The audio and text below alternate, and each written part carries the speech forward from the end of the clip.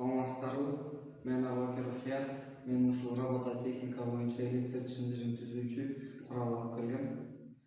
Бул жерде эң жөнөкөй жана үйдөгү кадимки биз колдонуп жаткан электр тогунун кандай иштесин көрсөтүп берем.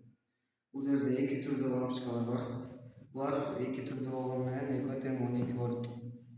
Жана буларды прямой розетка 220 вольт розеткага сая турган болсок, булар күйүп кетиши ыктымал. Ошондуктан бул электр тогун жөндөп берүүчү зат. Муну точкага саябыз, мындан зымдар чыгат да бул жерге кошулат. Жана бул жерден эки ток чыгат.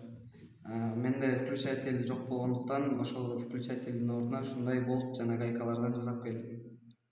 Бунун иштеси жөнөкөй. Мисалы үчүн бул болтту бул жерге бурайбыз. Ал эми экинчи болтту жерге бурасак, бул күйөт.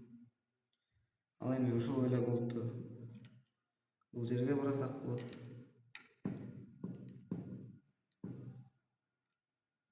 Бул жерден экинчи түстөгү лампочкабыз күйөт. Мунун менен эмнени түшүндүргүм келди? Мунун менен үйдөгү электр тогун биз кандай колдонобуз жана ал кандай түзүлүштө болот, ошону түшүндүргүм келди.